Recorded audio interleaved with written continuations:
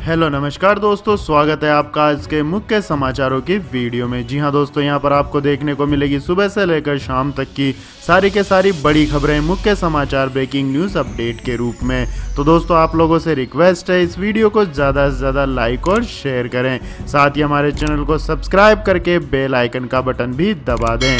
तो दोस्तों, सीधे चलते हैं आज की पहली बड़ी खबर की ओर। राजस्थान सरकार का बड़ा फैसला की राज्य की सीमाएं बंद। जी हां दोस्तों, राजस्थान में अनलॉक 1 के फिर से सख्ती बढ़ा दी है। अब दूसरे राज्यों से बिना इजाजत आवाजाही पर 7 दिन तक पाबंदी रहेगी। राज्य के बाहर जाने के लिए पास लेना अनिवार्य होगा। हालांकि इमरजेंसी की स्थिति में पास की जरूरत नहीं होगी, लेकिन कागजों की जांच की जाएगी। राज्य में प्रवेश के सभी बॉर्डरों पर पुलिस फोर्स तैनात कर दी गई है। कई जगह बैरिकेड्स भी लगा दिए गए हैं। राज्य के बाहर जाने वाले लोगों के लिए दिशा निर्देश जारी किए गए हैं। इसके मुताबिक लोग कलेक्टर और जिला मजिस्ट्रेट से पास ले सकते हैं। साथ ही पुलिस आयुक्त, उपायुक्त, जिला पुलिस अधीक्षक, उपखंड मजिस्ट्रेट, पुलिस उप अधीक्षक और स्थानीय पुलिस स्टेशन से भी पास प्राप्त किया जा सकता है। वहीं प्रशासन द्वारा एयरपोर्ट, बस स्टैंड और रेलवे स्टेशन पर भी एक काउंटर लगाया जाएगा, जहां वेरिफिकेशन के बाद तुरंत पास जारी किया जा सकेगा। इसके लिए यात्रियों को प्रस्थान के समय से काफी पहले निर्धारित स्थान पर पहुंचना होगा। सभी जगहों पर स्क्रीनिंग पहले निर्धारित किए गए नियमों के अनुसार ही की जाएगी। तो दोस्तों, राजस्थान सरकार के इस कदम को इस महामारी के रोकथाम के लिए आप किस प्रकार से देखते हैं, कमेंट करके अपनी राय दें। इसके बाद दोस्तों, जानते हैं अगली बड़ी खबर। बिहार विधानसभा चुनाव की तैयारी शुरू। मध्य प्रदेश से भेजी जाएंगी 30,000 ईवीएम। जी हां दोस्तों, अक्टूबर नवंबर में प्रस्तावित बिहार विधानसभा चुनाव के लिए इलेक्ट्रॉनिक वोटिंग मशीन यानी कि ईवीएम मध्य प्रदेश से भेजी जाएंगी। चुनाव आयोग ने मध्य प्रदेश को 30,000 ईवीएम बिहार को देने के निर्देश दिए हैं। ये मशीनें बिहार के मुख्य निर्वाचन पदाधिकारी कार्यालय के अधिकारी प्रदेश के करीब 24 जिलों से ले जाएंगे। भोपाल स्थित मुख्य निर्वाचन पदाधिकारी कार्यालय के अधिकारियों ने बताया है कि प्रदेश में 90,000 से ज्यादा ईवीएम उपलब्ध है। चुनाव आयोग ने बिहार के प्रस्तावित विधानसभा चुनावों के लिए इलेक्ट्रॉनिक वोटिंग मशीन देने के निर्देश दिए हैं। इसके बाद दोस्तों, रुक करते हैं अगली बड़ी खबर का। भारत में लॉकडाउन के चलते पुरुषों से ज्यादा महिलाओं ने खोई अपनी नौकरी। जी हां दोस्तों, भारत में इस महामारी के चलते 25 मार्च को लॉकडाउन लागू हुआ था। अप्रैल तक 12 करोड़ भारतीय अपनी नौकरियां गंवा चुके थे। मई में हुई एक नेशनल एम्प्लॉयमेंट स्टडी के मुताबिक पुरुषों की तुलना में महिलाओं ने ज्यादा नौकरियां खोई है। नौकरी पेशा भारतीयों में भविष्य को लेकर भी महिलाएं ही सबसे ज्यादा चिंतित हैं। अनुमान लगाया जा रहा है कि यह दौर काम करने वाली महिलाओं के लिए भयानक रुकावटें लाएगा। हाल ही में आई संयुक्त राष्ट्र की एक रिपोर्ट बताती है कि महामारी ने न केवल लैंगिक असमानता बढ़ाई है, बल्कि दशकों बाद मिली काम की कामयाबी को भी चोट पहुंचाई है। इसके बाद दोस्तों, जानते हैं अगली बड़ी खबर। इस महामारी के मरीजों के लिए बेड का बंदोबस्त करने केजरीवाल खुद उतरेंगे मैदान में। जी हां दोस्तों, दिल्ली के सीएम अरविंद केजरीवाल अस्पतालों में बेड का इंतजाम अब खुद देखेंगे। बुधवार को केजरीवाल ने मीडिया से बात करते हुए कहा कि केंद्र सरकार और एलजी के आदेश का पालन करेंगे। केजरीवाल ने कहा कि अब मैं खुद जमीनी स्तर पर काम करूंगा और स्टेडियम, बास्केटबॉल, होटल को तैयार करवाऊंगा। जितना ज्यादा से ज्यादा हो सके हम कोशिश करेंगे, लेकिन यह विपदा और मुसीबत इतनी बड़ी है कि मानव जाति के इतिहास में शायद इतनी बड़ी विपदा कभी नहीं आई हो। हमारे काम में 100 कमियां रह सकती है, लेकिन हमारी नीयत और कोशिश में कोई कमी नहीं आएगी। इसके बाद दोस्तों, जानते हैं अगली बड़ी खबर। अब बाजारों का भी बदलेगा रंग रूप। पैदल चलने वालों के लिए केंद्र सरकार बना रही है नए नियम। जी हां दोस्तों, केंद्र सरकार ने एक एडवाइजरी जारी करते हुए सभी शहरों में पैदल चलने वालों को ध्यान में रखते हुए खास बाजार तैयार करने को कहा है। केंद्रीय आवास एवं शहरी मामलों के मंत्रालय की ओर से जारी एडवाइजरी के मुताबिक नवंबर तक देश के हर शहर में ऐसे बाजार बन जाने चाहिए।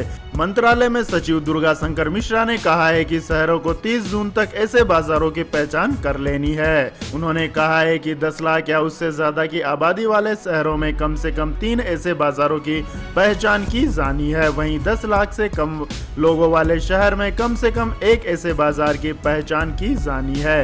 मंत्रालय ने कहा है कि लॉकडाउन में छूट के साथ लोग घरों से बाहर निकल रहे हैं। ऐसे में लोग सोशल डिस्टेंसिंग के साथ ही सार्वजनिक वाहनों के जरिए कहीं आने जाने से भी परहेज कर रहे हैं। लिहाजा पैदल चलने वाले और साइकिल का इस्तेमाल करने वालों को ध्यान में रखते हुए खास बाजार बनाए जाने की जरूरत है। तो दोस्तों, केंद्र सरकार की इस योजना के बारे में आप क्या कहना चाहेंगे, कमेंट करके अपनी राय दें। इसके बाद दोस्तों जानते हैं अगली बड़ी खबर। 2022 तक किसानों की आय को दोगुना करने के लिए 7 आए इफको और ICAR। जी हां दोस्तों, भारतीय किसान उर्वरक सहकारी लिमिटेड ने ICAR संस्थाओं और कृषि विज्ञान केंद्रों के माध्यम से विभिन्न उत्पादों के सहयोगात्मक अनुसंधान, परीक्षण और सत्यापन के जरिए भारतीय कृषि अनुसंधान परिषद के साथ एक MOU पर हस्ताक्षर किए हैं। यह इन केंद्रों को किसानों के लाभ के लिए जागरूकता कार्यक्रम, अभियान, क्षेत्र परीक्षण और प्रदर्शन के माध्यम से परीक्षण प्रदान करने के तकनीकी प्रगति का प्रसार करने में सक्षम होंगे और इस कदम से 2022 तक किसानों की आय को दुगना करने में मदद मिलेगी। इसके बाद दोस्तों जानते हैं अगली बड़ी खबर। लेकिन दोस्तों, अगली खबर जानने से पहले आप लोगों से गुजारिश है कि इस वीडियो में दिखाई गई खबरें अगर आपको पसंद आई हो तो इस वीडियो को लाइक करें, कमेंट करें और हमारे चैनल को सब्सक्राइब करें। तो दोस्तों जानते हैं अगली बड़ी खबर। आम आदमी को लगा बड़ा झटका, टीवी, फ्रिज, AC और होंगे महंगे। जी हां दोस्तों, अक्सर कंज्यूमर इलेक्ट्रॉनिक्स और अप्लायंसेस पर ऑफर आते रहते हैं, लेकिन इस बार ऐसा शायद ही हो। इतना ही नहीं, अगर आप इन्हें खरीदने जाएं तो हो सकता है कि पहले से ज्यादा जेब ढीली करनी पड़े। आपके इलेक्ट्रॉनिक्स आइटम जैसे टीवी, फ्रिज, AC, फोन इत्यादि के दाम आने वाले दिनों में बढ़ सकते हैं। इस महामारी के कारण चीन में सब ठप पड़े रहने के कारण माल की आपूर्ति में बहुत तेजी से कमी देखने को मिली है। इसके कारण कीमतों में उछाल आने की आशंका जताई गई है। इसकी वजह से अब रॉ मटेरियल समेत इन्वेंट्री और लॉजिस्टिक्स की बढ़ती लागत और महंगाई का असर कीमतों पर पड़ेगा। आपको बता दें कि अनलॉक के दौरान AC, फ्रिज जैसे सामानों की डिमांड बहुत तेजी से बढ़ रही है, जिसकी वजह से अब कंपनियां इनके दामों में 5% या इससे ज्यादा की बढ़ोतरी करने जा रही है। इसके बाद दोस्तों जानते हैं अगली बड़ी खबर। मोदी सरकार का बड़ा फैसला, प्रवासी मजदूरों को भी मिलेगा आयुष्मान भारत के तहत फ्री हेल्थ बीमा का फायदा। जी हां दोस्तों, केंद्र सरकार ने बुधवार को अपनी flagship health insurance scheme Ayushman Bharat प्रधानमंत्री जन आरोग्य योजना का दायरा बढ़ाकर इसमें प्रवासी मजदूरों को भी शामिल कर लिया है। अब इस हेल्थ बीमा का फायदा किसी भी राज्य के प्रवासी मजदूर को मिलेगा। इस महामारी के संक्रमण के कारण प्रवासी मजदूर अपने घर लौटने की कोशिश में दर दर भटक रहे हैं, लिहाजा सरकार ने इन्हें भी इस स्कीम का फायदा देने का फैसला किया है। सरकार के इस कदम से प्रवासी मजदूरों को भी हेल्थ बीमा का फायदा मिलेगा जो लॉकडाउन की वजह से बेरोजगार हो चुके हैं। इसके बाद दोस्तों जानते हैं अगली बड़ी खबर। पाकिस्तान में 22 हिंदू परिवारों के घर ढहाए, इमरान खान सरकार ने कहा यह है कानूनी कार्यवाही। जी हां दोस्तों, इमरान खान सरकार पाकिस्तान में लगातार हिंदुओं पर हो रहे अत्याचार को रोकने में असफल साबित हो रही है। पाकिस्तान की केंद्रीय कैबिनेट में 5 मई 2020 को प्रधानमंत्री की अध्यक्षता में राष्ट्रीय अल्पसंख्यक आयोग की स्थापना की गई थी।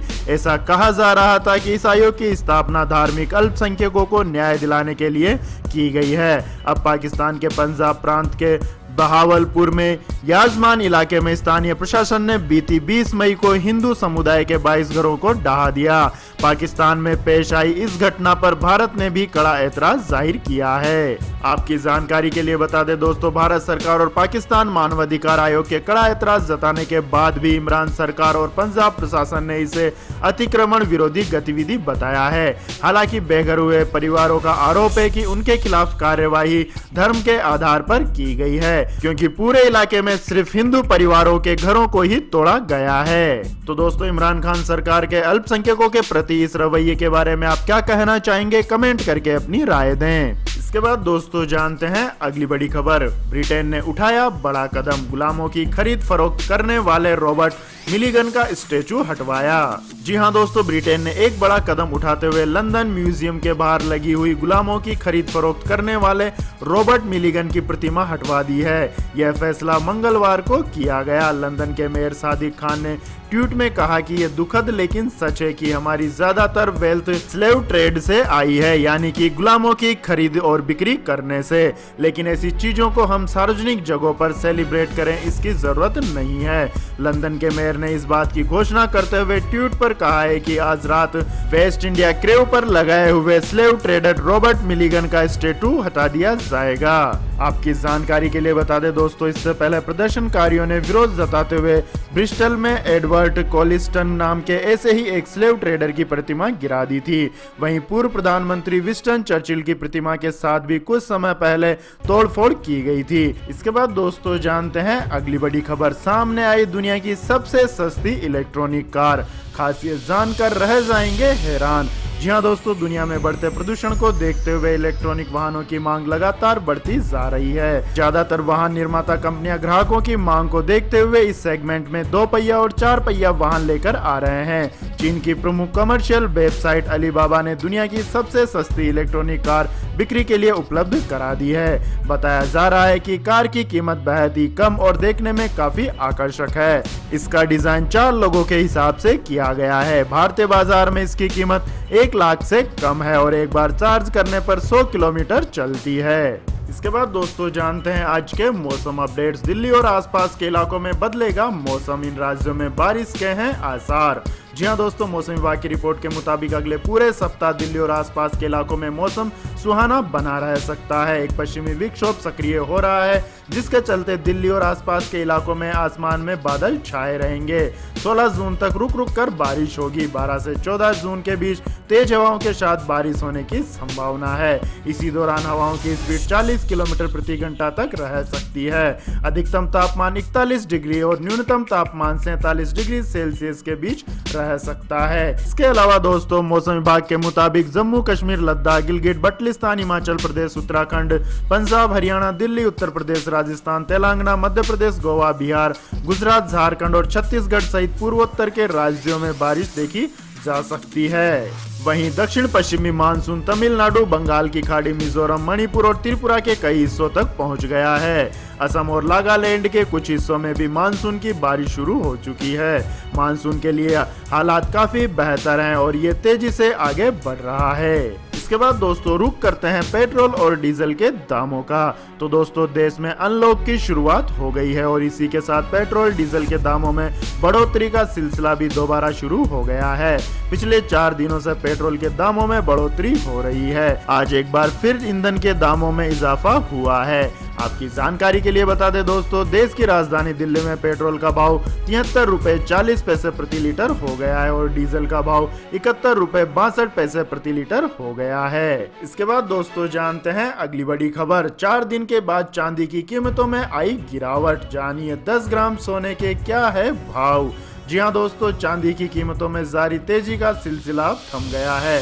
घरेलू बाजार में 1 किलोग्राम चांदी के दाम 110 रुपए तक लुढ़क गए हैं। वहीं सोने के दामों में तेजी देखने को मिली है, जिससे सोने की कीमत 245 रुपए बढ़कर 47,235 रुपए प्रति 10 ग्राम हो गई है। वहीं 1 किलोग्राम चांदी की कीमत 110 रुपए घटकर 49,340 रुपए हो गई है। इसके बाद दोस्तों जानते हैं अगली बड़ी खबर। जुलाई के अंत तक बंद रहेगी कनाडा अमेरिका की सीमाएं। जी हाँ दोस्तों, इस महामारी के प्रभाव को देखते हुए कनाडा और अमेरिका गैर आवश्यक यात्रा पर प्रतिबंध को जुलाई के अंत तक बढ़ा सकते हैं। इस दौरान दोनों देशों की सीमाओं पर आवाजाही बंद रहेगी। वाशिंगटन और ओटावा ने मार्च में यह प्रतिबंध लगाया था, जिसे अप्रैल और मई में फिर से बढ़ाया गया। मौजूदा प्रतिबंध 21 जून को समाप्त होने जा रहा है। सूत्रों का कहना है कि गैर आवश्यक यात्रा पर प्रतिबंध को जुलाई के अंत तक बढ़ाया जा सकता है। इसके बाद दोस्तों जानते हैं अगली बड़ी खबर। भारतीय अर्थव्यवस्था के लिए आई बड़ी खुशखबरी। अगले वित्तीय वर्ष में 9.5% की दर से बढ़ोतरी की उम्मीद। जी हाँ दोस्तों, चालू वित्तीय वर्ष में गहरे संकुचन के बाद देश की अर्थव्यवस्था के अगले वित्तीय वर्ष में 9.5% की दर से वृद्धि करने का अनुमान है। रेटिंग एजेंसी फिंच रेटिंग ने बुधवार को जारी एक रिपोर्ट में यह बात कही। फिंच रेटिंग ने चालू वित्तीय वर्ष में भारतीय अर्थव्यवस्था के 5% तक सिकुड़ने का अनुमान जताया है। इस महामारी के संकट को गहराने से पहले ही अर्थव्यवस्थाओं में नरमी का रुख बना हुआ था। इसके बाद दोस्तों जानते हैं अगली बड़ी खबर। फ्लिपकार्ट पर शुरू हुई नई सर्विस, अब आप सिर्फ बोलकर कर सकेंगे शॉपिंग। जी हाँ दोस्तों, वॉलमार्ट के स्वामित्व वाली फ्लिपकार्ट ने अपने प्लेटफॉर्म पर वॉइस कमांड देने की सुविधा शुरू कर दी है। इससे ग्राहकों को हिंदी और अंग्रेजी में कमांड देकर खरीदारी करने में आसानी होगी। कंपनी ने एक बयान में कहा है कि उसने इस सर्विस को अपने किराना मंच यानी कि ग्रोसरी सेक्शन सुपरमार्केट में शुरू किया है। इससे ग्राहक अलग अलग भाषाओं में बोलकर निर्देश देकर सामान को सर्च और खरीद सकेंगे। बताया गया है कि शुरुआत में यह सुविधा हिंदी और अंग्रेजी में उपलब्ध होगी।